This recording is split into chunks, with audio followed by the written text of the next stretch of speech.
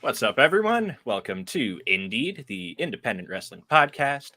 I'm Mike Hamley, joined as always to talk about some independent wrestling by my awesome co-host, Righteous Reg. How you doing, It's your buddy? boy, Media Man, your favorite rapper, your favorite writer, your favorite podcaster, here to talk about my favorite professional wrestling, independent wrestling. Suck it. That's a wild statement.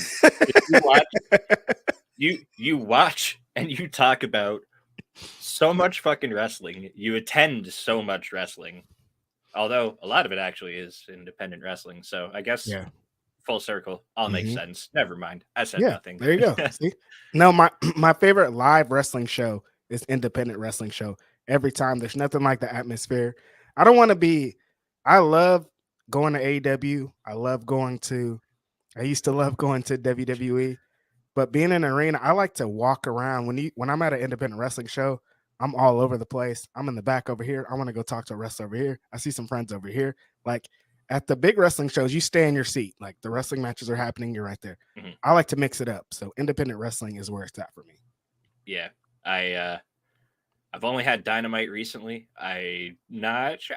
There's some independent wrestling coming up out here that I really want to try to get out to. Mhm. I want to see Demand Lucha in Toronto Yeah. so bad. They're tearing it up. They're on IWTV as well. So Mhm. if you're from perhaps not the Toronto area or Ontario, and this is a promotion that sounds new to you, give them a look. They have some really awesome shows. They're always it's a very like party atmosphere there. Um, almost it's kind of you got a lot of lucha. Obviously, it's Demand Lucha, Yep. but it's more to like the no rules side of things too. Like it's yeah, it's just a good time. They bring in a lot of talent from not just local Canadians. So check them out on Mhm. IWTV. You'll see some familiar faces if you're from the US. Definitely some big names that you're aware of. Mixing it up with some of our wonderful Canadian wrestlers up here. That's my plug for Demand Lucha this week. Good. Good shit. Yeah, yeah, gonna Check them definitely out. definitely gonna try to get out to their shows coming up. So we missed a couple weeks. There was a lot of crazy shit that happened over the last couple weeks. It's ridiculous. Some amazing shows. Yep. We Some greatness. like Prestige had some craziness going on. Yep. Reality Unfolds. Beyond had Perfection or Vanity.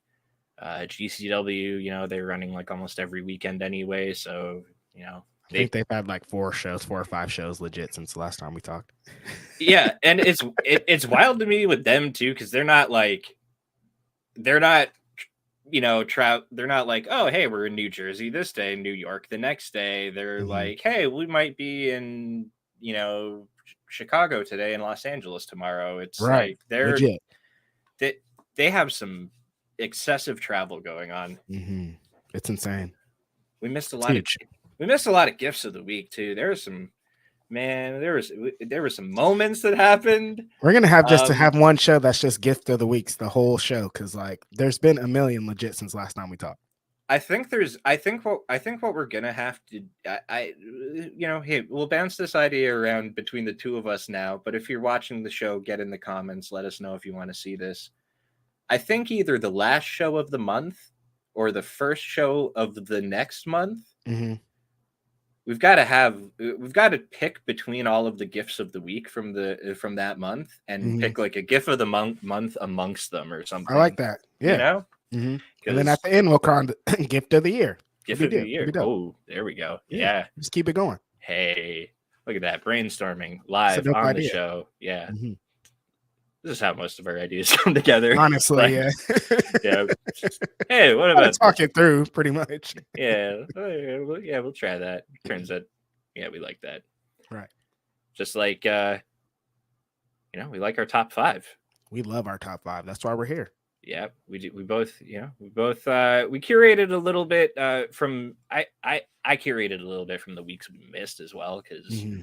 there was just some stuff I really had to shout out. Right. But yeah, I'll get started. I'll get us started today with Cool. with number 5. My number 5, I've done this once before. It's not a match, it's a show. Yes. My number 5, it's the beginning of a month, so you know you're going to get a brand new episode of this on the first of every month at midnight on IWTV. It's The Life of, docuseries. IWTV is basically sending a GoPro to some of your favorite independent stars from all around North America. They're taking this, so it's not even a camera crew. It's literally like the most personal one-to-one experience, life view you could really get. And yeah, they're taking this camera anywhere, for like 30 days to a couple months and just documenting the day-to-day, some of their matches, what goes into, their wrestling careers, but then so much fantastic, personal life stuff that really, it just makes you more attached to the people you're watching. Adds this whole other layer of, depth to the people that, we're seeing do all this crazy shit in the ring. And it's like, oh, okay. You might be surprised to find out that, some of your favorite wrestlers are like, your favorite deathmatch wrestler might happen to be like an avid guinea pig owner, something like that. Right. And this month they featured Billy Starks. So this was a fantastic look into, again, the day-to-day life and behind the scenes of one of wrestling's fastest rising stars. I interviewed understatement at this point. I interviewed Billy about a year ago, and so like I've already heard how she juggles school and her personal life and like, her wrestling responsibilities with all of that, but seeing it in practice, it's just like you're constantly traveling. It's kind of bananas, and especially how much we've talked about last year. Did she have the most or second to the most matches out of any wrestler? No, so far it's this year. She's got this year. This year already. She's got like, I can look it up actually. Like her schedule is it's not, insane. It's like the most insane schedule, like including like the big time shit, because she's working. Some wrestlers on the big time only work once or twice a week. Billy's working 4 times a week sometimes. And this is constant. She's going to Japan. She's all over the country. She's going to school. She's trying to graduate. She, like there's so much going on, and to be able to do all that and then execute it perfect and have great matches is like, wow, it's amazing. Yeah. And something else too, it's really like heartwarming in the series just to see all the support she gets from like her family. Her family is like in it with her. They're really mouse. Yeah. And but also the support she gets like from her fellow wrestlers, like her peers and all the people around. It seems like everyone just, like wants to see her succeed, which really I think, everyone just wants to see everybody succeed, but definitely there's some extra with Billy there. Yeah, there's like this extra level of just like support and encouragement that you can really see people giving her, and it's it's special. Right. But it was a double Life of this month, because we also got a 2-part series. The Life of presents Shaza Takes America, and it's Shaza McKenzie. She did a 3-month trip to the U.S. last year. This was spring of 2022. So this is the footage we're getting. That is the one thing about it. The footage is usually a little dated, but also there's so much to edit. They have so many wrestlers simultaneously filming that, I don't know, actually, probably smarter than anything. They have content in the can probably for months to come still. Definitely. But yeah, this was, this series too, it followed the day-to-day life of Shaza on her 3-month excursion to the U.S., so she's from Australia. She was stuck at home for, she last wrestled in the US in March of 2020.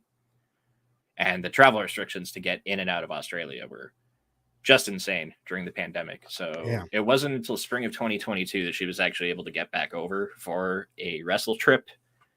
And it followed her, followed the same. We saw her matches, a lot of behind the scenes, a lot of traveling for her because she's 3 months in a country she doesn't live in. So every day was every day is essentially a travel day for her on that trip.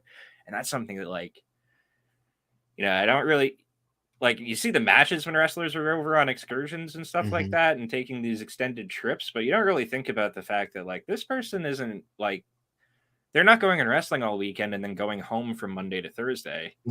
they're wrestling all weekend, staying in Airbnbs and, with like friends and bouncing around and stuff. There's just so much extra that goes in behind just getting to just showing up at the shows and the wrestling on a trip like that. So it was really, like the Monday through Thursday, they're trying to find something to do. Like they're like in some random place they've probably never been before in their lives, seeing these crazy things, trying to like book training sessions, trying to interact with other wrestlers, trying to book matches. Because as we know, wrestling's going on every day at this point. So it's not just like come to America Friday, Saturday, and Sunday, get your shit off, and then Monday through you're back to the UK, then back to Australia or wherever you're from, and then come back. No, you're here grinding it out. It's like it's professional wrestling. Yep, absolutely. It was really great getting that, kind of behind the scenes look into just that kind of work. Like there's the work in the ring that we see, but the extra work and sacrifice and hardship outside of it is just makes you appreciate everything that's going on for our entertainment on the show. Is just exactly that there's just that extra level to it. So yeah, first of every month on IWTV. The first of the month when you wake up. Oh shit! It's you know what time it is, Mike. Come on, it's karaoke time. Yes. So yeah, we should. My number 5 of the week is your neck of the woods, my friend. Our friends at C4 Wrestling. We've talked multiple times. We've talked to people from C4 Wrestling. We've always put these people over because they have great shows. They put together some of the best cards, not just in Canada, but in anywhere. So shout out to them. My number 5 match was Kevin Blackwood versus Joey Janela. C4 Savage Streets is the show. This is Kevin Blackwood has been on a tear. We've talked a little bit about him in C4 already and the things that he's done. He's kind of put that company on his back, which is kind of crazy because he's not from there. You know what I mean? Like, so for him to come in as an outsider and put on some of the best matches anywhere in any country has been great to see. You know what happens when Joey Janela shows up? Everything. There's going to be doors. There's going to be some fan interaction. A beer might get drank. Somebody's going to get double stomped through something for some reason. This match was super fun though.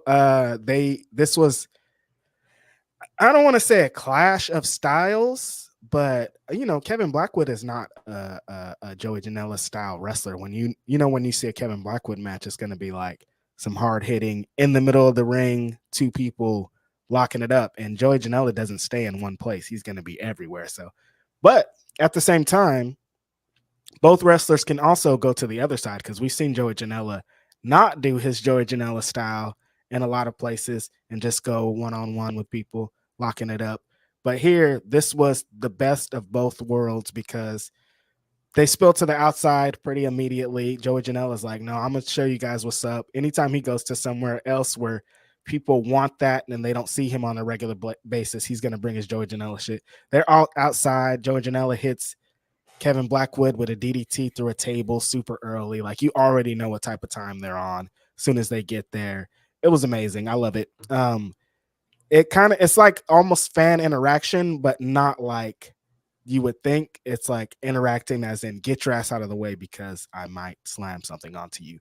They get back into the ring and Joey Janela somehow finds a door somewhere. Of course, this promotion doesn't even have doors, but Joey Janela usually brings them with him across on his carry-on. He's like, no, I got my championship. I got a door. Were any of them painted? Was there I'm trying to remember. There was this one was there was a painted door. They have a fan who does like just paints the doors. A fan does that. Yeah. Wow. Yeah. That's amazing. C4 tagged them on Twitter because I tweeted about it once. I loved it because like they're always customized for the match too. They're not like that. It's like that door belongs to that match. Like it, that door belongs to that match. Yeah, exactly. Yeah. It's personalized doors. It's super cool. I love it. Yeah, one of the doors that was painted actually was used here for top rope DVD onto Joey Janela from Kevin Blackwood. Got Joey Janela right off of his shit. They did a lot of like super cool and innovative spots with the chair. They utilized the chair in different ways. Blackwood hit Joey Janela with the tombstone, which he used throughout the match to kind of signify that he's going to finish off this match. There was a lot of tombstone spots that happened throughout it that eventually got Kevin Blackwood the win. One of the coolest spots of the match, though, Kevin Blackwood has Janela set up in the corner for the double stomp, but there's chairs underneath Joey Janela, and Blackwood hits a very extremely hard double stomp through Joey Janela, signifying the end of the match. Hits him with the haluva kick while Joey Janela has a chair on the top of his head. Hits a That's Incredible onto some door remainings, and Kevin Blackwood is your winner. Great match. Great show. Definitely check out C4, all their shows, because they're super fun, like I said. And shout out to both these guys. Joey Janela's been doing some excellent work. We got Joey Janela Spring Break coming up. Super busy. About as busy as an independent wrestler as there is at this point. So Spring Break looks crazy. Spring Break is I'm crying, honestly. Like both. Like the whole collective. Mm-hmm. I just keep seeing these match announcements coming up, and that DDT show, the DDT versus GCW show. Yeah. Oh my god! And we got Joey Janela wrestling Uno on there. Uno. I'm so bad with this. You know who I mean? Yes. Uno. I'm gonna let Mike handle this one. Yeah. No, I feel like Chance the Rapper on the SNL skit when he's trying to pronounce all the European hockey players' names. Right. I'm just like, there's too many vowels. Yep. Mm-hmm. But yeah, love some C4. Yeah. Check out C4. Super dope. Let's double up. Give us your 4. Yeah, definitely. My number 4. This is from the Scenic City Rumble. They have the Scenic City Invitational coming up in July. Back-to-back nights. Very important tournament for independent wrestling. One of the best tournaments in independent wrestling. The tournaments are actually starting to go kind of crazy because I just saw that CZW is bringing back the best of the best. Winner of that's going to be the new CZW World Champion. Huge deal. Back in the days when I was getting into this current form of independent wrestling, the premier tournament was the best of the best. I loved all those shows back in the day, so I'm happy to see them coming back. Super excited to see who's in it and how they do it this year. So shout out to CZW. This is from the Scenic City Rumble. It's Suge D and Alex Kane versus AC Mack and Jada Newman. Suge D and AC Mack have a long-term, long-form rivalry. They've been all over them southern states, just beating each other up, talking shit about each other. They don't like each other. They just they just can't get along anywhere that they are. They try to be in tag teams together. That doesn't work. People are trying to put and nothing works. They just are always at each other's throats, and it's going to come to a head here very soon, I'm sure. Mm-hmm. Watch Action Wrestling. Action Wrestling. You have to watch Action Wrestling. Yeah. They're incredible. They've done a lot of amazing things. AC Mack's run as Action Wrestling champion, just amazing stuff there. So definitely check that out. Like I've always said about AC Mack, if AC Mack is in your match, when his entrance is over, hand him the microphone, let him get that heat to start off every single match because it works every single time. It never fails. He starts the match. People are like, oh, this guy, like if they've never seen him, well, this guy looks interesting. He gets on the mic, starts to shut everything down. Then you just want to see him either beat somebody up or get beat up. Usually get beat up because that's how AC Mack gets down. Alex Kane is there, one of MLW's finest wrestlers, on the rise constantly throughout every week. He's leveling up to become a better wrestler, suplexing people constantly, dropping fools on their head. Jada Newman is here too. He's been along for a lot of this ride throughout all the rivalries kind of intertwined throughout this action. Suge D and AC Mack rivalry. He's been there right along for the ride. So this was kind of something to further along the feud and the things that are going on. They put a lot of focus on the Mack and Suge rivalry here. They're fighting. Suge's trying to hit Mac with his finish. Mac's pissed. It's a constant brawl. Jada Newman comes in, hot tags. He hit a super dope springboard double knees at one point. But in the end, Suge D and Alex Kane got the victory through some shady tactics. They've got the victory here. I think this is just leading to a one-on-one between Suge and Suge and AC Mac. Mm-hmm. That eventually, I don't know what's going to happen here. I don't know if it'll ever be over, honestly. These guys just really don't like each other. But yeah, get ready for the Scenic City Invitational coming up in July. It's going to be great. All your favorites will be there. A bunch of people that you don't know, but that'll eventually be your favorites will be there too. So most important. Exceptional tournament. Yeah. Very, very good watch. And yeah, this match, like you look at the names in it, these are, 4 of the most important names in Southern wrestling recently. Yeah, honestly. Over the last few years. This is almost like an all-star tag match, really. Mm-hmm.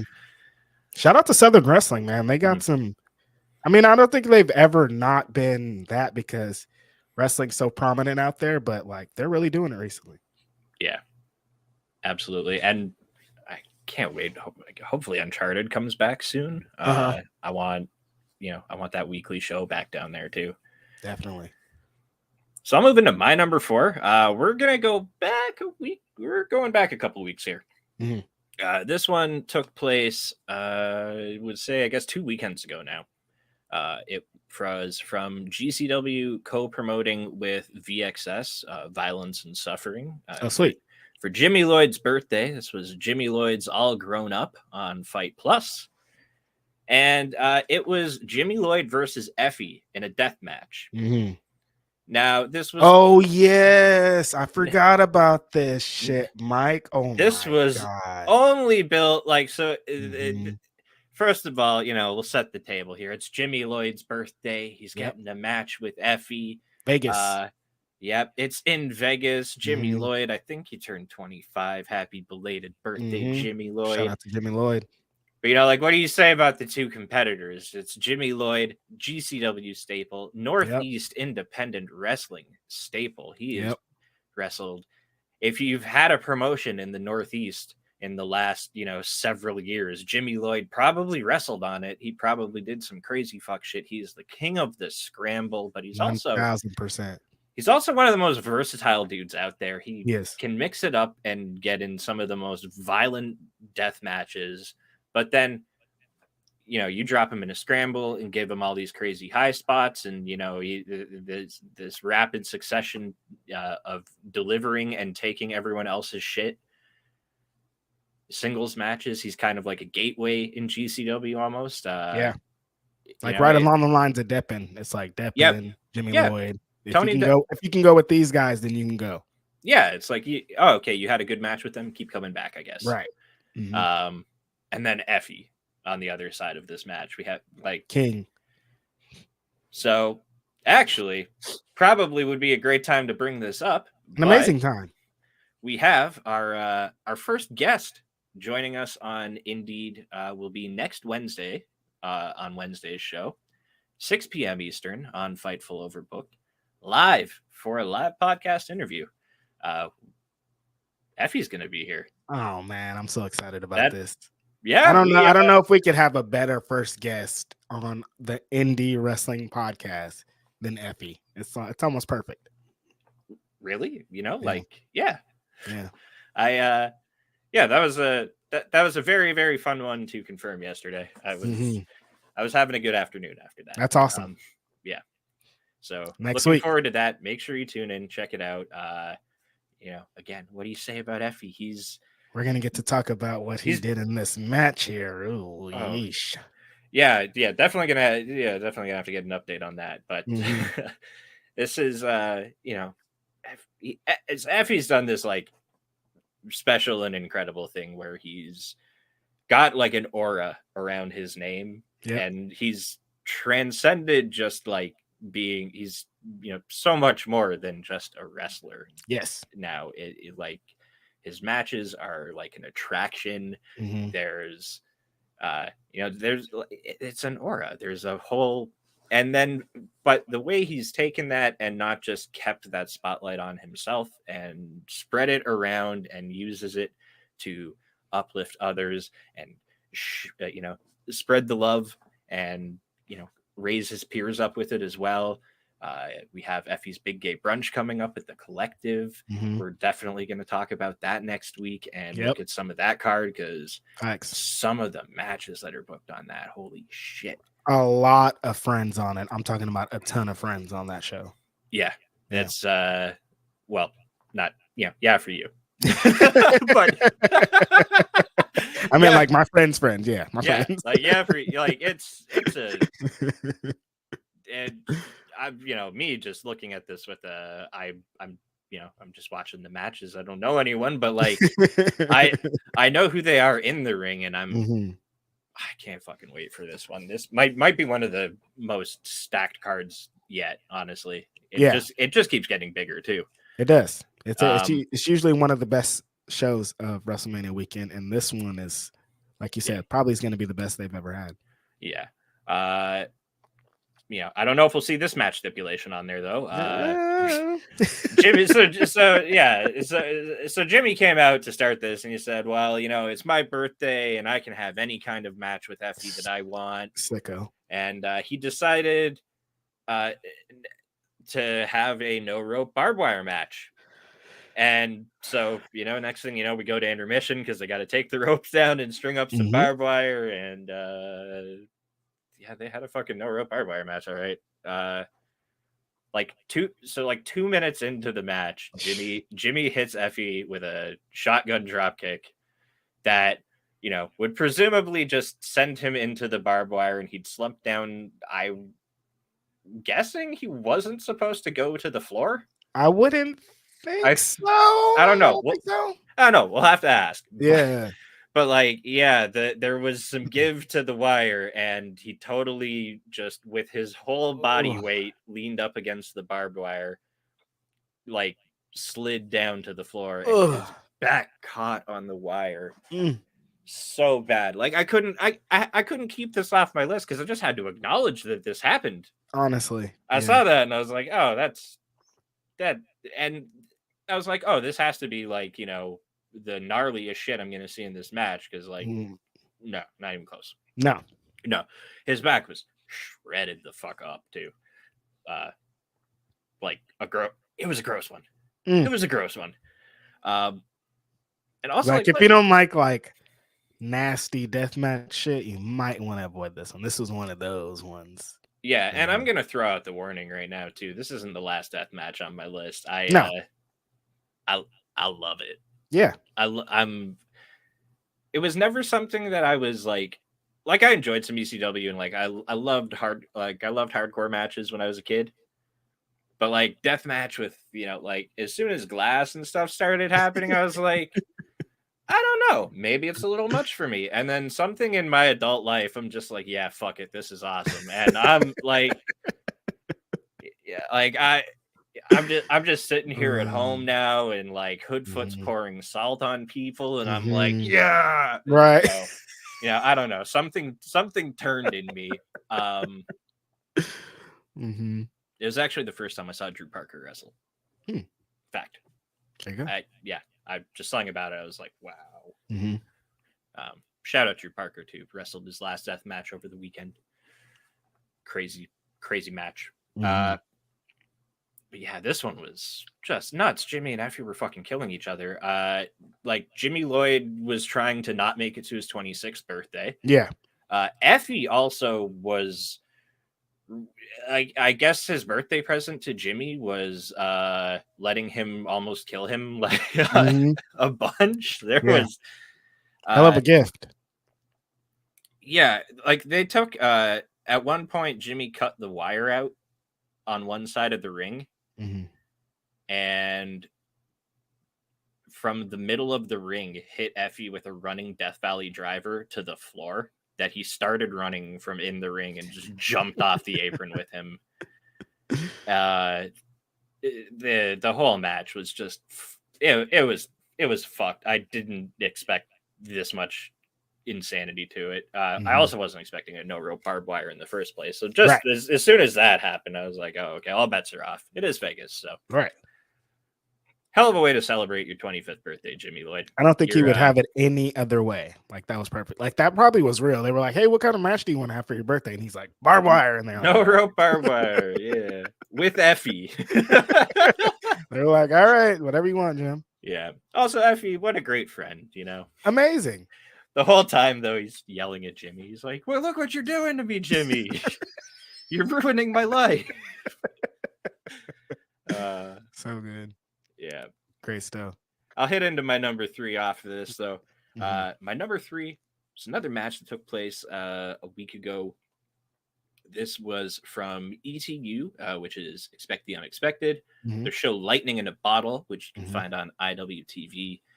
This was a tag match that, as soon as I saw the graphic for it, well, it was actually this was supposed to be the Kirks versus Billy Starks and Brogan Finley. Mhm. Billy and Brogan had to pull off of the show. This happened to be over a weekend that a certain new era of a promotion started, and they were taping. Mhm. I think Reg talks about it on Ring of Honor. Do you talk about any other promotions, like specifically after they air? Yeah, Ring of Honor, Honor Club. Interesting. Yeah, When is that Thursdays. on? It's on Thursdays at after Honor Club. I think it's at 4 p.m. is when the show starts. So at like 6 o'clock. Yeah. And if you're on the East Coast, that would be like 7 p.m. to 9 p.m. roughly. Yeah. That's the thing. I don't know. That's the weird thing about that, because they don't have like the TV time limit to conform to. So like, I'm waiting for the day we get like a 3.5-hour episode or something. And I think like, it's going to continue like that. We talked to Yeah. Tony Khan talked a little bit about it in the scrum about how there's that, not that, and how when he used to write shows as a kid that he just, there was no TV, there's no sponsors, there's no anything. You could just write as much wrestling as you want. So I think eventually we'll get like maybe like specials, you know, like a little like this one's going to be 3 hours this day and this one's going to be this. So I'm excited about it. I don't know how we got onto Ring of Honor, but yeah. Oh, Billy Starks. Yeah. So who's going to be on Ring of Honor this Thursday? Yeah. So Fightful main channel Thursday nights after Ring of Honor on Honor Club. Reg and Kate post show. It's so amazing. It is actually. I watched it. I'm a viewer, so I had a great time. Y'all are hilarious. Thank you. Great discussion. So yeah, the Ring of Honor tapings kind of, you know, they caused some shuffles in some cards. This match being one of them. It was supposed to be the Kirks versus Billy Starks and Brogan Finley. Right. Instead, we got the Kirks versus Yokai. And you know, what do you say here? Yokai rule. Janai kicks the ever-loving shit out of anyone and everyone that's put in front of her. Yep. Yoya is, you know, Yoya's a unique wrestler. He's like the name of the show. He's kind of lightning in a bottle. I say he's unique, but then also like I immediately like, you know, a lot of when I see him, he kind of reminds me of like almost like Leo Rush in the way that he's because he has, you know, because he's a little shorter, he's able to just like duck around things and move in a way that, you know, most people don't. Yeah, slide under people's legs. Yeah, exactly. There's so much cool shit he gets away with because of it.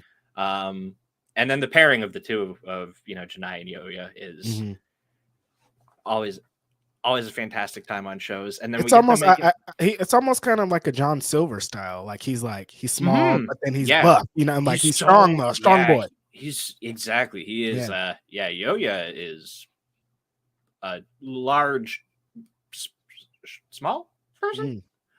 I don't know. I don't know how you phrase that. Yeah. Either way, you know, between Yoya and Janai, they're coming at the Kirks from all angles. There was a section in this match though that it would have been my GIF of the week had we had a show last week. I thought Brandon Kirk was just gonna like backdrop Yoya. Instead, he kind of scooped him up in his arms and he rocked him to sleep. Oh yes, that was a great spot. Amazing. Oh my god, he rocked him to sleep. He's shushing the crowd. Mhm. Everyone goes silent. Janai Kai's like, yo, wake up off of the apron. And then, I don't know, some fan decided to try to get himself over and was like, he yelled. And then Mhm. Brandon's like, shushing Mhm. him, telling him to shut the fuck up. Mhm. It was amazing. Rolls Yo-Yo over. When he rolls him over, Yo-Yo's sucking his thumb. Mhm. He gets a 2 count because Yo-Yo he's a side sleeper, so he didn't like being rolled onto his back. He rolled back over onto his side. Then Kirk went for another cover again, and Yo-Yo, he kind of lulled him in with false sense of security, turned it into a crucifix pin. And then from there, they got up and hit this little sprint. It's all the shit I love about independent wrestling. Yep. It like the match itself, that we have sections of the match, obviously, where everyone's actually going through their wrestling, and they're chaining holds, and Janai's kicking the shit out of everybody, and Brandon Kirk is bouncing Yo-Yo like a basketball. And but then we hit this one just ridiculous spot in the match, and I'm thinking to myself, like, how would I explain this to a non-wrestling fan right now? And those are my favorite moments, is when something so absurd happens that I'm like, if my wife walked into the room right now and saw this without context, she would be baffled. Right. And I think about that, and it's like, nowhere else can you get away with shit like this but pro wrestling. It's such an amazing art form. I love it. And spots like this, and spots like we'll get to later with our GIF of the week, because there's some discussion around this fellow too. It's what makes it so fun to watch. Mm-hmm. And this match really did this. Like, Yokai are amazing. The Kirks are royalty in New Jersey independent wrestling.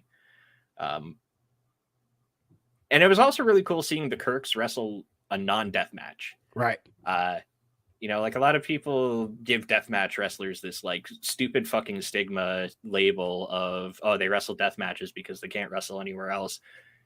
Yeah, right. Mm-hmm. It's lies.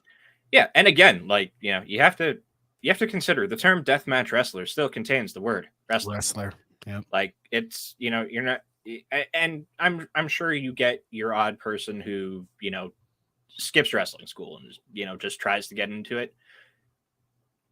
We don't see them laugh. That's so rare. Like, no one can. It's so can't rare. Even be on a show without going to wrestling school. Yeah, it's so rare, and I don't think you really see these people hanging around for too long either. Right. Exactly. At the end of the day, like, we're all we're watching trained wrestlers, and seeing like Brandon Kirk and Janai Kai in there, and Brandon Kirk and Yo-Yo in there, and Casey with Janai early on, or with Yo-Yo early on. Mm-hmm. Like, yeah, they fucking wrestle really well too. Right. Also, kind of bringing this one back up, Brandon Kirk versus Bobby Orlando from the IWTV show Unrestable. Another great match, not a death match. Brandon Kirk doing some fun technical shit in there. It was a good time. But yeah, ETU Lightning in a Bottle, that was on IWTV. Check it out. ETU, great promotion. Not super frequent with their shows, but when they do put them on, they always hit. Right. You keep saying IWTV, and brought a thought into my brain, and you should pull it up. They announced the IWTV, the Independent Wrestling Champion, the Independent Wrestling Tournament what is it? The Independent Wrestling Championship Tournament. They announced, I think, 16 people to be in it, and it's going to be. When did they announce that? Exactly, did they announce that? Do you know what I'm talking about, or am I just talking out loud? Which tournament is this? Let me find it real quick. Yeah. Did they announce it at the Beyond show? They might have, but that was a couple weeks ago. It's been a while. Yeah. I've smoked a lot. I know. I couldn't tell you what I ate for breakfast yesterday. so funny. Oh, it's the Wrestling Open. The Wrestling Open. Yes, Yes. the Wrestling Open Sorry, Championship sorry. Tournament. That's I mix it up because I smoke a lot of weed too. That's okay. That starts. When does this start? I think it actually starts this week. Oh, sweet. I think round 1 starts tomorrow on Oh, Wrestling great. Open. Yeah. That's the Wrestling Open champion. That's a big deal. Yeah, that's a loaded bracket too. Mm-hmm. I'm looking at it right now and just boy. Even the first round matchups are some of them, I love these independent tournaments because I see some of these brackets and I'm like, this first round matchup was what I could have picked as a finals matchup. Yeah. But then I look later on in the brackets and I'm like, actually, okay, but if this guy gets through and this guy gets, it's like where there's no bad match in these because there's so much exposure from all these pay-per-views and we're seeing so many of these wrestlers on such a regular basis and becoming familiar with them. Like I could in the peak at the peak of wrestling in the 90s, I couldn't have named you, and I probably knew everyone on the WWE and WCW rosters and ECW. I probably couldn't have named you as many wrestlers as I can think of off the top of my head right now. Right. No, not even close. And most of these names aren't even people that are featured on TV. Right. It's just people that I'm being exposed to through, Fight TV, IWTV, High Spots, independent services, private streams, YouTube. It's just crazy how much ridiculously dope independent wrestling is out there. How many amazing, talented wrestlers are out there. Oh, yeah. Starts March 9th, 2023. That's it. Yeah. All right. Wrestling Open. Round 1, too. Awesome. Dan Barry versus Big Bacon, Brad Hollister. Oh, my gosh. Mm-hmm. Love some Dan Barry. Who you got? Oh, that's a tough one.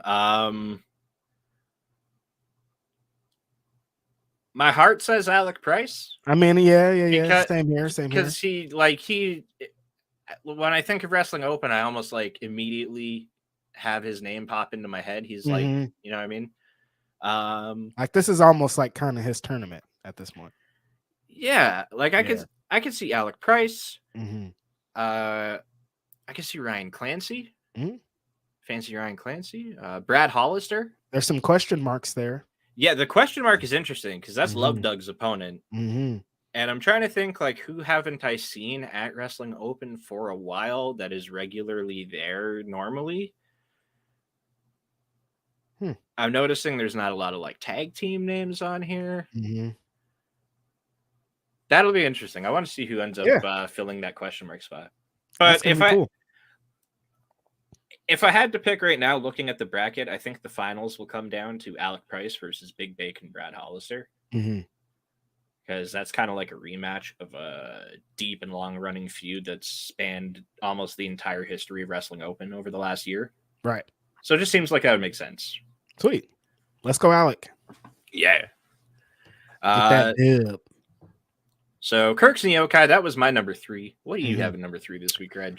My number 3. Of course, this guy's on the independent wrestling, on our independent wrestling excursion throughout everywhere. Quite possibly my favorite luchador in the entire world. The Kingo is here in GCW, holy smokes. And he's taking on an exciting favorite out of GCW, Alex Zane. This match, that supreme spot foo shit in the dictionary, this match is under that because these boys are going crazy. But Kingo I've talked about him at nauseum at this point. The shit that he does, the simple things that he does, double springboard into a missile drop kick is if that was the finish of the match, you'd be like, damn, that was the craziest thing I ever seen. But that's the first spot of the match. He starts out the match with the spot and you're like, what? I've never seen anything like that. He's like a fucking ninja, dude. He dresses like a ninja and he moves like a ninja. He fucking kind of tiptoes around stuff. He's like a little cat burglar. But then he hits the craziest Hurricane Rana you've ever seen. There's that spot where he's in the corner He flips. The other guy's in the other corner. He flips all the way to the other corner, catches the guy in an arm drag, and whips him out. It's like, what? How? When? What? Who? How do you? How does your brain say I'm gonna try that? And then you get with a friend and you're like, hey, I have this wild ass idea. Let's try it. And your friend's like, yeah, let's do it. And then you do it and you execute it with pressure. Like, I can see you executing that in practice. Sure. You're in this wrestling company you've never been in this wrestling ring you've wrestled in 2 or 3 times, not really used to. With fans there, it's a different atmosphere. There's beer, there's all kind of shit. GCW isn't like Mexico. Like, these are 2 totally different experiences. But then to come here and be able to execute all that shit like it's nothing, amazing. Alex Zane wasn't a slouch either, man. He was one great on defense. You need somebody, if you have Vikingo in a match in your promotion, you need somebody that's great on defense. You need somebody that's great at catching. I mean, we're keeping it like, because this was about to be doing some crazy ass flips on your ass. But at one point, Vikingo tries this crazy ass flipping. He jumps up, double springboards onto Alex Zane, who's on the apron, tries to hit him with the Hurricane Rana off the apron. But Alex Zane catches him with the release power bomb onto the apron. And then there's another point where he hits his flipping face buster. I don't know exactly what he calls it, but he hits it exactly. He hits it off the second rope, just tearing him up. But if you've been on the internet in the last 2 weeks since this match happened, there's been one spot that you've seen all over your little page. Vikingo sets up Alex Zane on the outside on a door, 2 doors between some chairs, gets back into the ring, hits the ropes, springs off the middle rope, step up into a 630, onto Alex Zane, onto the tables flawlessly, like he's done it a million times. He's done it a lot of times. Just like, this is wrestling in the future. He's doing wrestling what wrestling should be in the future now. It's video games, man. It's video games, dude. We used to play these video games and be like, damn, that'd be so cool if people could do this in real life. They can. They do. Yep. They are. It's right here. It's Vikingo. It's Ray Phoenix. It's Commander. It's happening. It's real life. It's Will Ospreay. It's Blake Christian. Like, this is the things that 20 years ago when we were playing video games as little kids, they brought this shit to life, dude. It's here. It's at our eyes. And when people are trying to down talk it or say it's gymnastics or blah, blah, blah, I'm like, dude, shut the fuck up. Like, they learn this from wrestling games. Like, some people's introduction into professional wrestling was through a WWE video game. Mm-hmm. And the way that those video games, the way that the gameplay was on there, they brought that gameplay to life. So they're as fast as the games used to be when we played them when we were younger, because that's how they came up off this shit. That's how they were inspired. Yeah. They watched Rey Mysterio Jr. do some crazy shit. We used to watch Juventud and Psychosis and all these guys on Nitro do wild shit, and they brought that shit to life. So to be able to see it every weekend, be able to see what this fucking guy does, a step up 630 splash to the outside, so much room for error, and there's no error. Amazing. Great shit. He ended up winning the match with another 630 splash onto Alex Zane. Amazing match. So many gifable moments. My gift of the week's not even in there because there's too many. Like, it's not even fair. So I can't give it to that fool every week. Because if Vikingo has a show, like if he's booked for a match, it's like it's a guarantee. Gift of the week. Yeah, all right. Yeah, again. Yeah, okay. Yeah. Like, okay, we only get to use Vikingo once a month. Seriously, we have to put otherwise. I was gonna do the 630. Like that was gonna be mine. And then I thought about it. And I was like, I'm pretty sure we had him on the last episode with like some crazy shit he did. Like, I'm pretty sure my last one was a Vikingo gift for sure. It was Vikingo versus Gringo Loco from not their GCW match. I can't remember where this one was, but like, the cartwheel into the the cartwheel into the other thing, into the other thing, into the other thing, and then it was eventually a Poison Rana. Exactly. Right. So great match, but you should definitely check that out. GCW, they have all kind of great shit. Into my number 2 match this weekend. I got to see my people. It was great. It was a Revolution AEW weekend. So anytime there's a big wrestling weekend, if you're a local wrestling promotion, what you're going to try to want to do is try to get some time in between there to possibly get some of those fans that are coming in from wherever they are to your show, get some new eyes on your product. And it happened here for my home promotion, West Coast Pro Wrestling. West Coast Best Coast took place Saturday night, South San Francisco, Irish Ukrainian Cultural Center. It was an amazing time. The atmosphere was insane. Hella homies were in the building. All the Grapsity boys were there at one point. It was I was on my shit for sure, just like mixing it up like Righteous Reg in its rarest form at this place. Like you couldn't get more Righteous Reg than what was happening here. It's high. It was just like an amazing experience. Great for West Coast Pro. Super no vacancy, no more chairs, nowhere to stand. There's people all over the place. The most people I've seen in this building. Yeah. Far and away. Such a great moment for everything. Cause this show is like, it's been in the working for a while. Scott be working hard for months. He's been planning this shit. You know, he knew what kind of pressure it was to put together this show and how many people were going to be there and everything surrounding it. It's a show. It's important. So he really knew what was going on here. And boy, did he knock it out of the park, bro. I'm telling you, insane.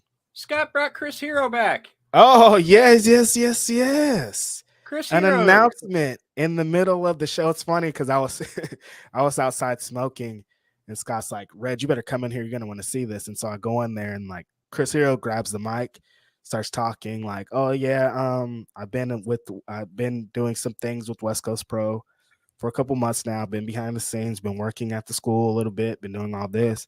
I'm gonna be the new matchmaker out here for West Coast Pro going forward." To everyone's surprise, I didn't know about this. I was like, what this is news to me. This is amazing. Yeah, so Chris Hero is back in professional wrestling, going to be the new matchmaker of West Coast Pro because he's been seeing the trajectory that West Coast Pro is going. He's been seeing what's going on. He knows that something special is happening here in West Coast Pro. So for him to be along for the ride, I got to talk a little bit with him later in the night, and it's just like, damn, Chris Hero, this is awesome. Like, this is great. So yeah, he's gonna bring a new, fresh set of everything to West Coast Pro. He's gonna bring people that know Chris Hero on for the ride. So that's what I'm excited because I'm thinking about like, Chris Hero probably knows some people that could come by. I mean, a lot of people, a lot of people. And something West Coast Pro does really well with is bringing like notable names and legends of the business, even if it's not to get them in the ring. Yep. But just to get them around the building, do signings and meet and greets. They had Shibata do one. Yep. They had Lex Luger at this show, I think. Mm-hmm. Like Lita was out there. Yep. She presented the West Coast Pro Women's Championship to Masha Slamovich on the show. Yeah, you can meet a legend. Booker T was at a show a couple months ago. Yeah. So like there's always that's going to be up tenfold now with the world traveled professional wrestler like Chris Hero. It's very exciting things are happening. Got the Queen of the Indies tournament happening very soon here. Got the show Home of the Killers happening April 7th. Gonna be a lot of amazing things going on. But this show here, tremendous. The main event. Please watch the show when it happens, when it's uploaded on IWTV. I don't really know why it hasn't been. They usually do it pretty immediately, right? Usually it's like the next morning, right? Because that's what I was hoping to do with this one. I watched the GCW afternoon or the evening show on Saturday. Mm-hmm. I was like, okay, when that ends, I'll be able to cut into Home of the Killers. I had them dual screened for a little bit, but it was kind of getting fucky with my computer, so I was like, all right, I'll watch whatever is left of West Coast Pro after GCW is over, and I'll watch the replay the next morning to watch the full show. Mm-hmm. And it wasn't there. It's still not there today, which is, that's kind of weird. So I don't know. Maybe they're just, they'll get to it. I'll get an update later today, and I'll put it up. Like, I'm sure they want to get it up there as soon as possible. Scott's probably like, hey, get it up. So, but matter of fact, give me 1 second. We're going to get scoops. When is it going to be uploaded? All right. Maybe we'll find out before the show's over. Some live journalism here on the show, folks. Seeing it in action. The journalistic process taking place. Look, I just need a couple questions and a couple answers. That's it. Right. But definitely check out the main event of this show. Titus Alexander versus Nick Wayne, TLC match for the West Coast Pro Championship. It was crazy. I did see that one. That was they got it. They had a new team. It's coming. They had a new team. That's why it's taking a little bit longer with the video upload. Okay. So new team, different things happening. Yeah. Makes sense. Yeah. Makes sense. Yeah, no, it makes sense. So soon, just keep your eyes out on West Coast Pros and IWTV's Twitter. They'll definitely let you know. But my match from this show was just a little bit more personal because kind of the things surrounding the match. Originally, it was going to be the conglomerate of Alpha Zoe and D-Rogue and a question mark mystery opponent against mystery partner against Adrian Quest and Los Suavecitos and a 6-man. At the beginning of the match, they announced that D-Rogue was out of the match for a personal matter. Shout out to my homie D-Rogue. He's all good. And that we're going to have 2 mystery partners here. So Alpha Zoe enters the ring after Adrian Quest and Los Suavecitos enters the ring. Alpha Zoe comes out. First mystery opponent is a returning Juicy Finale, super huge pop, fucking Bay Area, homegrown talent. We love Juicy so much. Mm-hmm. It's great to see him there. Perfect time to kind of reintroduce him back into West Coast Pro. And the original mystery opponent breaks out over the arena. And here comes AJ Gray, former West Coast Pro champion, finally back in the fold in West Coast Pro. Big pop, big cheers, big everything. AJ Gray has been working on himself for many, many months, trying to improve himself as not a professional wrestler, but as a man, as a human, as somebody who made some mistakes and is trying to move forward. And he has been rectifying all those things. And then on top of that, making himself a better professional wrestling at every stop's been doing a lot of work in Circle 6. Shout out to the homies in Circle 6. So to see him back here in a place that he made a lot of headways, made a lot of way into becoming the professional wrestler that he is, former West Coast Pro champion. This was a big pop, big moment. I loved everything about it. It was a long time coming, it felt like. And this was awesome. My gift of the week should have been in this match, now that I think about it again, but my gift of the week was so nuts that I had to switch it up. But at one point in this match, Alpha Zoe picks up both members of Los Suavecitos and hits them with the Sidewinder suplex. 2 men up in the air. It's just, you have to see this. I don't know why it wasn't my gift of the week. I'm sorry, Zoe. Alpha Zoe, super dope. I'm going to retweet it again after the show's over, just so y'all motherfuckers know.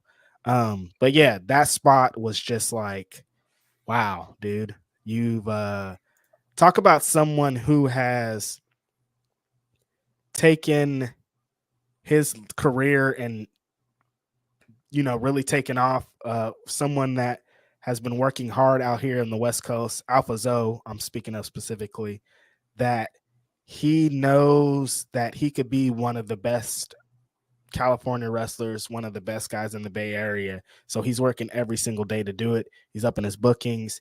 He's champion in a lot of promotions out here locally. So every moment that he has, he makes sure to really capitalize on it. And he has his biggest, hugest, no question about it, number one toughest match to date coming up April 7th against one of the best wrestlers in the entire world. Potentially is going to be the IWGP Junior Heavyweight Champion at the time, Lio Rush. Zoe knows the pressure that's going into that. He's working every single day to make sure that's the best match, the best everything he's ever had. And I'm super excited about it.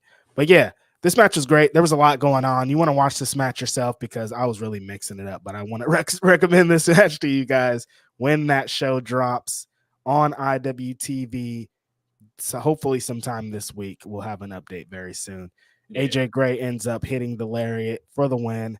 The homies get the big victory. This match, this show, everything about it. People are saying it was the best West Coast Pro show ever.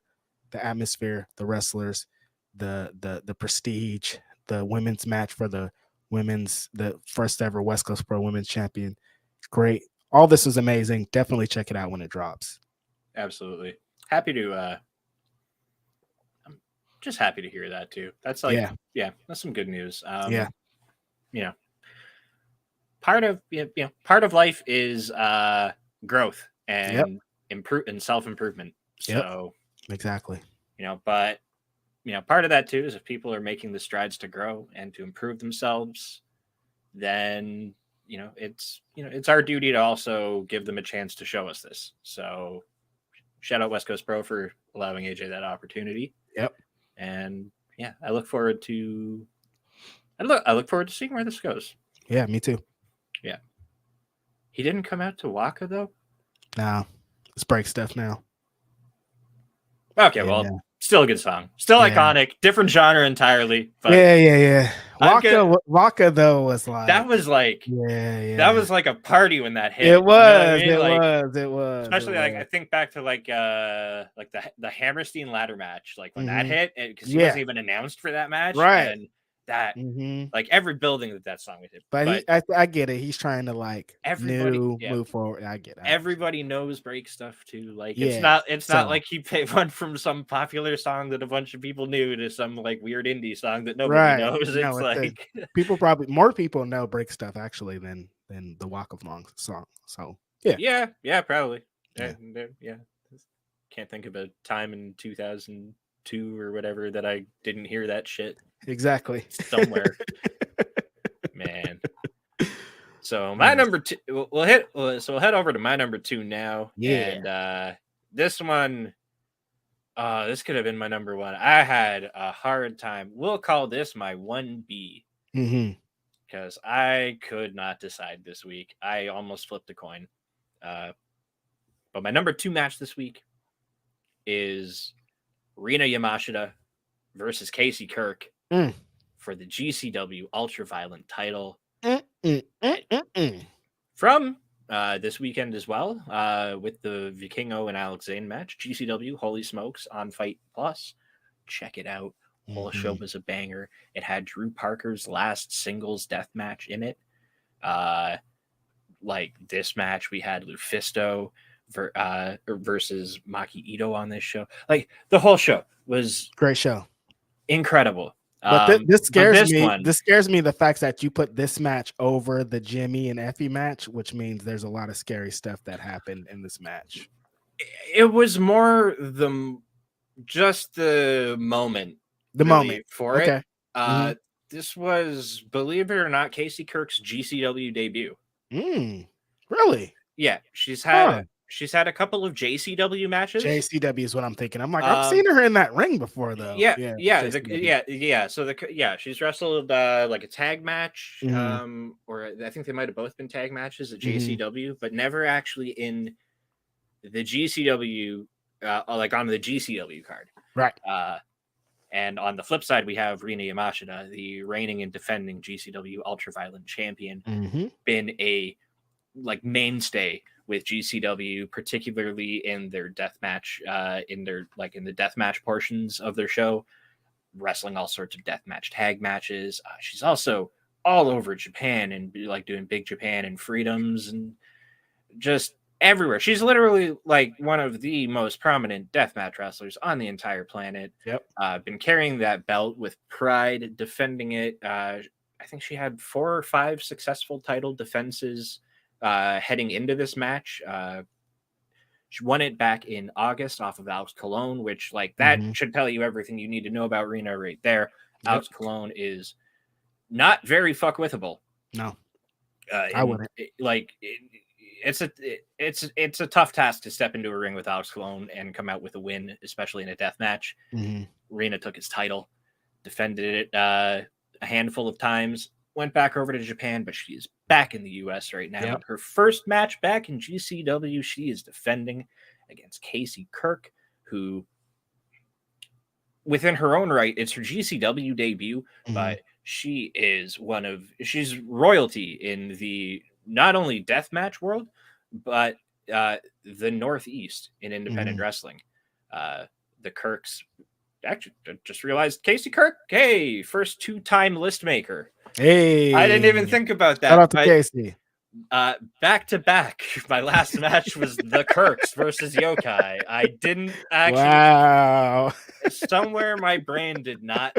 I do my best to try to spread it out across as many shows as I've watched and not repeat wrestlers, matches, or promotions when possible, but sometimes it happens. I didn't want to not acknowledge the tag match from the ETU show because that the sleepy baby spot alone put that on the list. Right. And then the rest of the match being good around it was just like, oh, okay, well now it's like we've taken it from like 5 to 3. But then it would be irresponsible of me to not acknowledge this match. Yeah. Between Rena and Casey. Right. Like Casey's in here, she's making her GCW debut, but it is like rabid support from the Showboat crowd.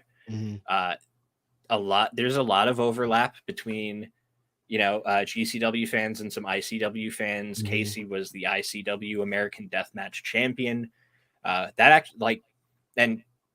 perspective's sake, her winning that title won Moment of the Year in IWTV's awards this year. So that was monumental. And I thought, honestly, for so much of this match, I thought maybe we're going to see her win the GC. She might show up in GCW on her debut and win this ultra-violent title. And I wouldn't have been surprised. One of the most well-traveled and tenured deathmatch wrestlers out there right now. Right. And yeah, they fucked each other up in this one though. Rena curb stomped Casey on not even curb stomp. She did like the holding the arms and foot on the back of the head one. Right. Onto a chair. So much glass, panes, tubes, gusset plates, which those ones still get me. Yeah.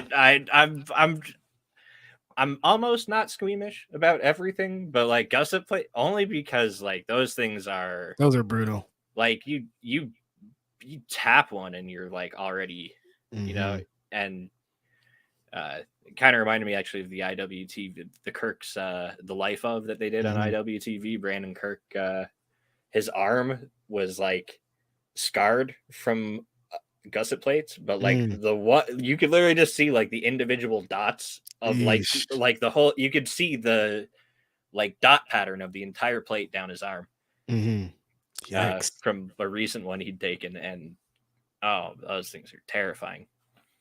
But in the end, there's also Rena hitting Casey with a pile driver and Casey kicking out at 1 in one of the most everyone lost their shit for this kick out. I saw SP3 tweeting about it a couple days ago when he was watching he wasn't watching it live. He was like watching the replay. Shout out to True Heel Heat Wrestling and to SP3. Yep. Supporter of the show. We appreciate you. yeah, I saw him. And I was like, yeah, that Mm-hmm. was awesome. I loved seeing the reaction to this match from people online. Right. It just felt like this felt like an occasion. Like Mm-hmm. this was a huge match, and Mm-hmm. you know, despite like for all the insanity that went down across both of those shows, like Drew Parker's last death match, the Vikingo and Zayn match. Motor City Machine Guns won the GCW tag titles the next day Yep. off of Los Macizos. For me, this was like the match of the weekend for those GCW shows. Still, it was incredible. Go out of your way to watch it from GCW. Holy smokes on Fight Plus. You're going to see two of the most prominent deathmatch warriors in the world right now, Mm-hmm. showing exactly why we call them that. It just bloody ultra violent warfare. Amazing match, amazing crowd, the spectacle, the moment to it. It felt like a main event. It felt like a main event. And it was the third last match of the show. Right. That's awesome. Yeah, go out of your way to catch that one. Loved it. Mm-hmm. And we'll move on to my number one match in my top 5 matches that I think you need to see from the last couple weeks. This one was for the IWTV Tag Team Championships. We had the defending champions, Violence is Forever, making their second defense of the IWTV Tag Team titles against the team that they won the belts. I can't say from, but they won the belts in the finals of tournament. Their finals opponent, yeah, I guess, against Miracle Generation. Although this time it was actually Miracle Generation in full. Yes. So it's we've been waiting for this rematch basically from the time the first match happened. The original tournament final for the IWTV tag titles ended up being a handicap match. In the semifinal, Dustin Waller split his eyebrow, nasty wide open against Culture Inc. So he ended up not being able to wrestle the finals match against Violence is Forever.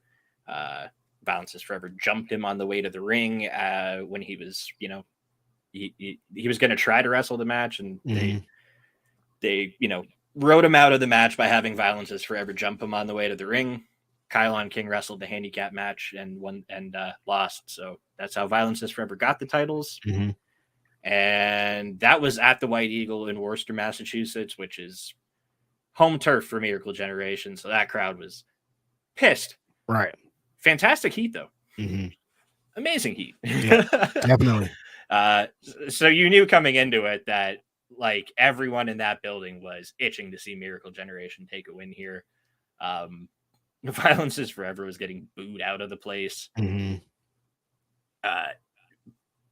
And yeah, like I'll cut to the chase on the result. We got Miracle Generation winning the IWTV tag titles here. Yep.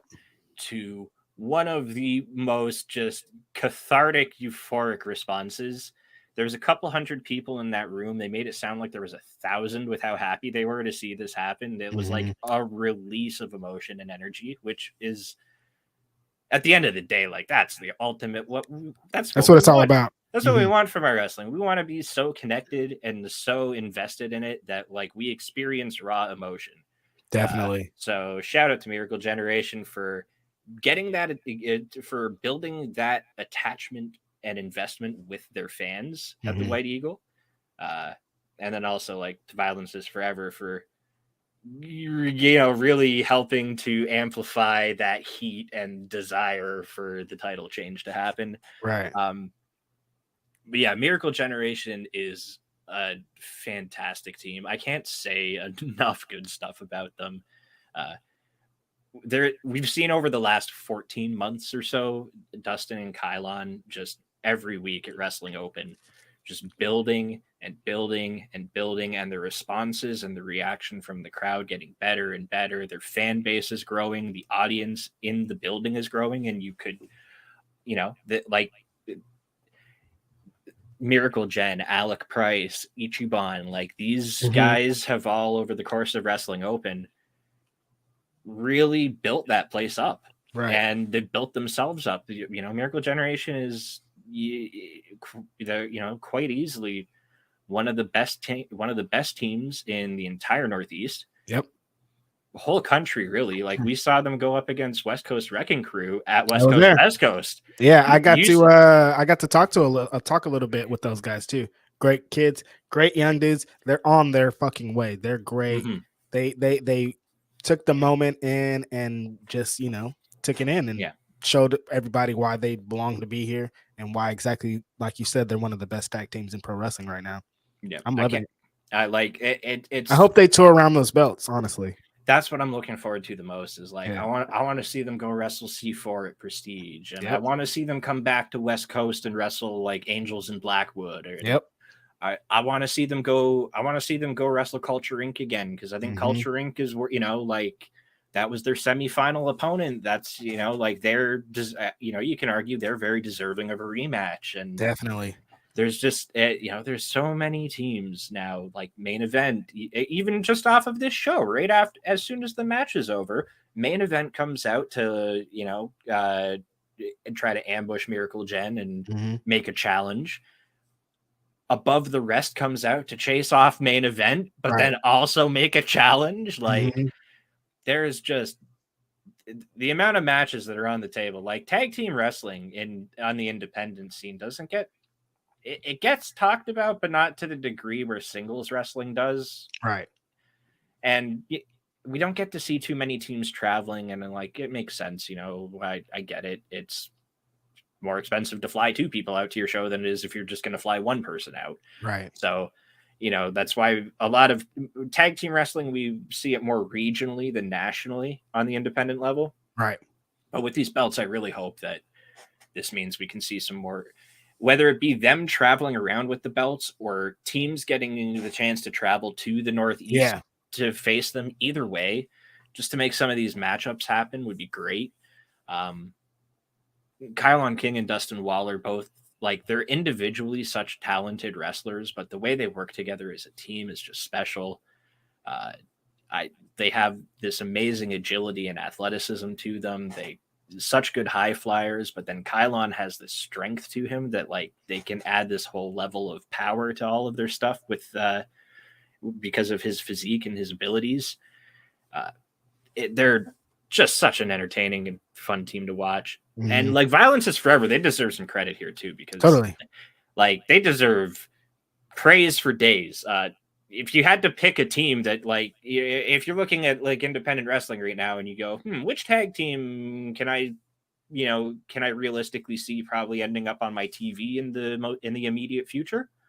I think Violence is Forever is probably like most poised and polished to be, like, taking you like a next step and going to going to the show, so to speak. I could definitely see them in Ring of Honor. Oh my gosh, yeah. Incredible. Yeah, they would fit in. Their whole aesthetic is literally like, early 2000s, like, strong style ROH. Yep. They'd fit right in. Like, totally. It's like Samoa Joe and Davey Richards teamed up in 2023. Exactly. It's insane. The match they put together here was just amazing. There was so much. You could feel the emotion of Miracle Generation wanting to just, get their revenge on Violence is Forever, get to show everyone what they didn't get to show back at Restival with the original finals match. The fury of Dustin Waller for being attacked before the finals match came out in this one. Miracle Generation kind of abandoned their high flying for a little bit and got, mixed it up into the more physical striking with Violence is Forever. And then, finally managed to put, we had Dustin Waller getting the pin to win the match too, which I thought was a nice way to kind of put a bow on it all, because he wasn't even able to participate in the first one. Right. It's just a really special match. A lot of emotion tied to it, and just I couldn't think of a better match to put in my number one spot for this week. Awesome. It was there last week when we were originally going to do the show, but Reg might have maybe gone and seen some live wrestling that happened to be real close to his house last week. I did. A lot of it. Yeah. A lot of live wrestling real A close to your lot, a house. lot of a lot. Yeah, honestly, so funny. But shout out to me. I was excited about it. I was happy to see all that wrestling so close. I'm happy to see more Bay Area talent get exposed. Yeah, we saw Titus on Dark this week. Titus was Jack on Dark, Cartwheel. Cartwheel, Sandra Moon, like all these great things. We'll probably see some more people tonight at the Sacramento show. So yeah. Shout out to West Coast. We on our way, baby. But my number one match of the week, I put it as my number one match of the week because it was a little bit unexpected, honestly. It was from a Wrestling Revolver Drip. It was New Japan superstar stalwart Kushida taking on one of my favorite wrestlers in the world, Jonathan Gresham. So you see this match on paper and you think they're about to have like this epic throwdown. It's going to be near falls. It's going to be all this. It's going to be this, going to be that. But it wasn't. This was a sprint. You don't really usually see these two guys in a sprint, especially on an independent wrestling show where they could just like and go for it. Like there's no restrictions really. Yeah, you can have fun, let shit really set in. But no, these guys immediately got after it. Everything you would love from both of these wrestlers was on display. There's reversals, there's submissions, there's strikes, there's all kind of stuff. Like you see, Kushida has been on a great run out here in America with what he's doing with Impact Wrestling, Wrestling Revolver, all these random different places. Jonathan Gresham still wrestling. He's one of the best wrestlers in the world, has been for a long time. Going to continue to wrestle with the chip on his shoulder. I don't know if there'll ever not be a chip on his shoulder. I don't know if he'll ever not be the underdog in wrestling, and it's just insane to me. But yeah, these two on display. It was a back and forth contest from Rip. They're trying to get the better of the other one. Gresham is healing it up a little bit in this match because Kushida's not going to get booed in America anywhere, and nowhere in America. There's not one place that he's going to be that people are going to boo him. He's loved. You'd have to put him up, you'd have to give him like the most white meat babyface opponent possible. Exactly. And like no one would do that because that's not the point of bringing him in. You want to bring him in because he's a fucking a Japanese charismatic superstar that you want to get behind. So Gresham knows that in order to really, really utilize his talents and Kushida's talents the best, or for him to heal it up a little bit. And so that what ended up costing Gresham the match, trying to heal it up a little too much. At one point, he tries to do like this 1998 Hacksaw Jim Duggan gimmick where he he ties his hands up with like some wrist tape, trying to knock Kushida out. And Kushida's not having it though. So that same shit that is the whole match, the ending sequence of Gresham trying to roll Kushida up, but Kushida rolling him all the way up into the back bridge and getting the 3 on Gresham was surprising, man. The great finish though. I love that sequence. But yeah, Jonathan Gresham trying to be a heel eventually cost him in the end because you don't need that, Gresh. You're the grapple man. Just knock him out.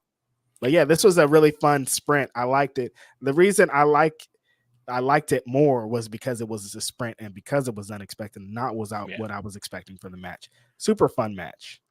Absolute, like, same observation. It totally blew my mind. It's like that. It was over, and I was like, "Wait, it's over," but in a good way. Yeah, and that's the thing too, because the pin, like they've been countering each other for so long of the match that when the finishing sequence happened, I just assumed it was another series of counters. I didn't think that was gonna, you know what I mean? Like it was one of those times where like the roll up finish, so to speak, kind of happens, and you're like, oh shit, yeah, it's like that's what a roll up is. It's not like a distraction. Somebody comes out at the top of the ramp, and you're like, oh hey, what are you doing here? And then you get rolled up. No, a roll up is so they set us up for that with the whole match. Was a setup to that finish in the roll up. And that's just how you know, like, two exceptional pro wrestlers are in the ring against each other to do that. Fantastic. On an independent wrestling show where like Revolver is like a mixed bag of all kind of things. Like the main event's going to be way different than this. And so to be able to do such a cool interesting match and finishing sequence is awesome. Yeah, absolutely. Great match. Stop the Jonathan Gresham slander. Speaking of slandered wrestlers, we come to our GIF of the week. And both of our GIF of the week feature from 2 different matches this weekend, the same wrestler. Oh shit. And I did that. I did this on purpose. I had a different GIF of the week. I had a different GIF of the week. That's hilarious. I had a different GIF of the week for this week, but when I saw yours, the other one, I coin flipped between 2 of them. I had 3 of them. One of them was the Vikingo 630, and I was like, can't do him again. So I narrowed my list down to 2, and then once I saw yours, it made up my mind for me because I was like, we're good. I'd like to address something right now. Yes. Shane Mercer. Oh. The Iron Demon. I just wanted to give him some love and a shout out because this man, for God, as long as I've been watching GCW, has just been melting my brain with feats of both high. I think he has a holy shit spot every match almost. Every match. Well, his finisher itself is a holy shit spot. Yeah, honestly. Like his, and it's because nobody else can do the shit that Shane Mercer does. He is like one of the strongest men. It's like if Claudio and Ray Phoenix were in the same body, we'd get Shane Mercer. Like, is he going to? He's 2023 1992 Scott Steiner is what he is pretty much. Yeah. Wow. Yes. He's just insane with the throws, but then also he'll like fucking be in the lucha match too. But then he'll also throw you into the third row, and then he'll also clothesline your head off. It's like so much. So I've been seeing Shane Mercer get some flack for a GIF that is not our GIF of the week, but you've probably seen it if you're on Twitter or Reddit at all. Some flack. I'm downplaying it. I'm downplaying it a lot. Just a little bit. Yeah. It's so you may have seen a video of a wrestler holding up another wrestler for a military press slam, and then the referee set this man on fire as and then he's thrown from the military press across a fucking room. Yep. Coming just short of a table that had some light tubes on it. A little bit short. he hit the edge. He hit the edge of the table. Honestly, like he got there, but not all the way there. Yeah, he got to the edge of the table. He had a foot on the line, so to speak. He crossed the finish. He did. Honestly, though, like, there's been so there was a lot of discussion about this spot, a lot of upset elderly people, and some young people too. There were some. So for me, it boils down to this: if the guy taking the move was okay with taking it, and the guy delivering it was okay with delivering it, and the ref was okay with setting the guy on fire, we're good. And everyone was okay with all of this. Just hey, it's not. That's as far as we can go. Yeah, exactly. That's all you can say. Like if the guy got thrown and he was like, I didn't want to do any of this. I didn't want to be set on fire. I didn't want to be thrown. Then we'd be like, all right, relax. But if this is all a bunch of consenting adults in professional wrestling trying to do some crazy spot, very crazy, but they, just say you don't like it and move on. That's it. Yeah, like it's not like he's flying across the room going like, you're taking liberties. I'm gonna give you a receipt for this. Yeah.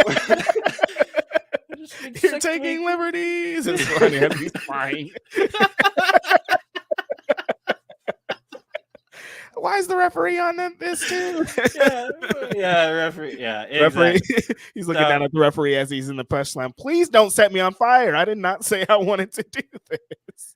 So the beautiful thing about this spot, though, is that we get to see the crazy freak athleticism of Shane Mercer. Yes. This was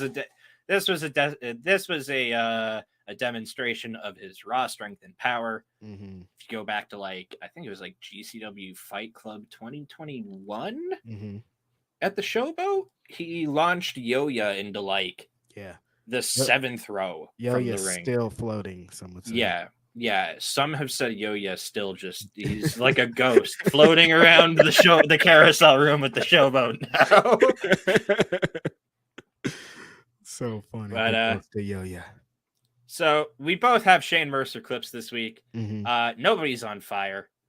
No. But some crazy freak athleticism is getting put on display here. I'm gonna run them back to back, and we can just talk about them both because they're both bananas. We'll start with mine here. Volume warning, apologies in advance. I'm not good at leveling out audio on video clips yet. So here we go. My gift of the week: Shane Mercer and a bunch of other people. Lloyd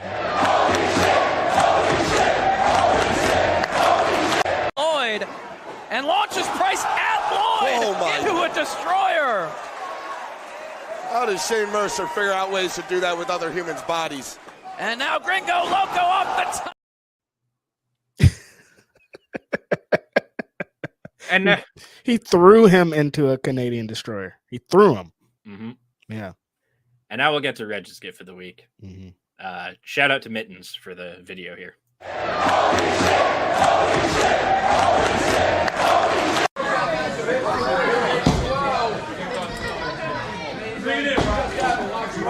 Oh, what the fuck?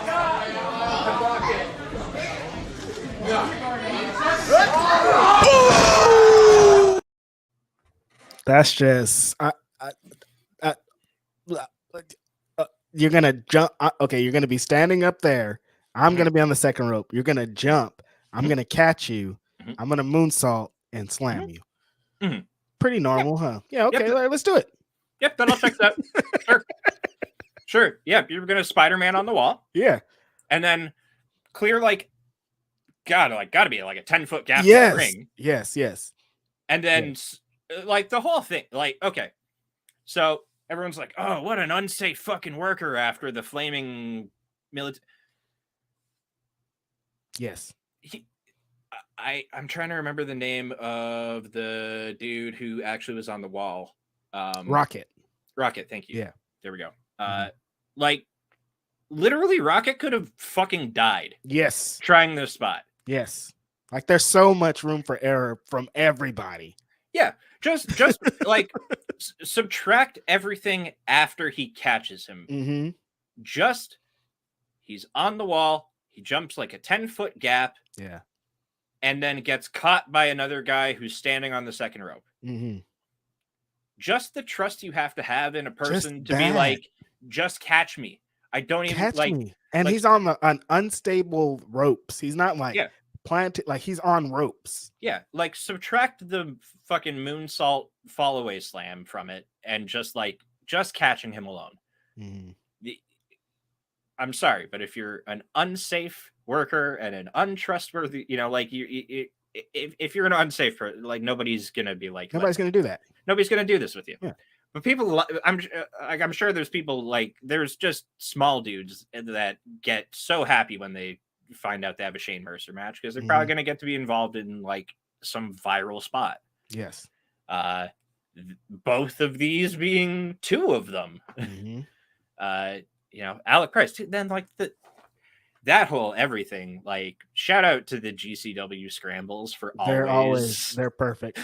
GCW never stop being that. Oh man, Alec Price in a military press position again, and he gets lawn darted into delivering a destroyer to Jimmy Lloyd. And then Gringo Loco too with the double springboard twisting destroyer onto Shane Mercer. That whole thing, the whole sequence is perfection. Sorcery. Yeah, video game shit. It's video game shit. Yep. It's always video game shit. Beautiful. Shout out to Shane Mercer. The duality, fire, catch, spots. I love it. Yeah. Yep. Hey, it may not be for everybody. It's certainly for me. Yes. I'll I'll watch Shane Mercer eat people into the third row and do physically impossible seeming shit with another human strapped to his body somehow. Straight up. Just incredible. So Time. wanted to give some flowers to Shane Mercer after he got shit shoveled on him for the last 7 days. Mm-hmm. But You deserve it. Yeah, so that's what we liked over the last couple weeks. Mm-hmm. There's some stuff coming up this week that I would say we're gonna like. Yeah. Freelance Wrestling's running on Thursday. We got sweet. Wrestling Open running on Thursday. ICW is doing some Pit Fighter on Friday. Circle 6 is on Saturday. And this is all on IWTV, by the way. Yep. Actually, yeah, we've got. Yeah, it's a pretty good week on IWTV. And then over on Fight this weekend, you can catch some AIW. They're running all the time. They are.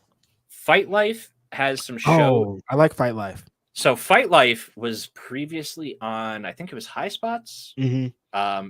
They've moved. Yeah, there was High Spots. They're on Fight TV now? They've moved to Fight TV. Okay.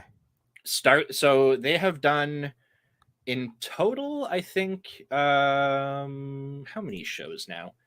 I think they're on. I swear it's like 5, maybe. They've done 8 Fight Lives. 8. Okay. They've done 8 Fight Lives. So between already starting to happen up until next week, they're going to be making their previous 8 shows available on Fight TV. So you can already get on there. I'll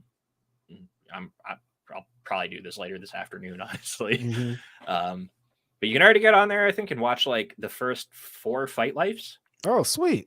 5, 6, 7, and 8 are coming out on IW or on Fight Plus over the next few days. And then next Wednesday, the 15th, Fight Life 9 is their first event live on Fight Plus. Sweet. That's Wednesday. That's Wednesday at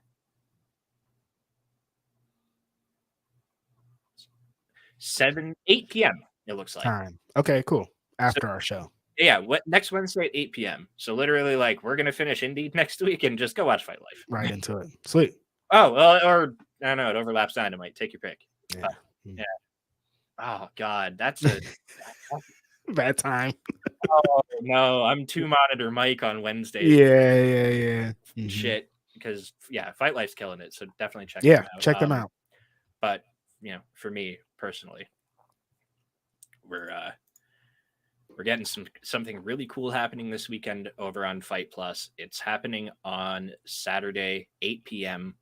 GCW versus IWS, which is the International Wrestling Syndicate. Yes. They are based out of Montreal, Quebec, Canada. GCW is coming to Canada this weekend, Saturday. They're in Montreal for uneffin sanctioned 2023. It'll be GCW taking on IWS. If you watched GCW Ransom on Sunday, you would have seen a run-in from some IWS wrestlers attacking the stars of GCW. And Mike Bailey sided with them. Mike Bailey is sided with IWS against GCW. So that's going to be big deal. Sawyer Wreck versus Lufisto, Benjamin Tull versus Tony Deppen. But they've got a lot of people announced for it. Mance Warner's announced, Rina Yamashita, Nick Wayne.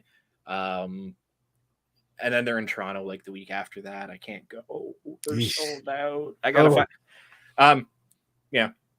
If there's a GCW in Toronto plug, my DMs are open.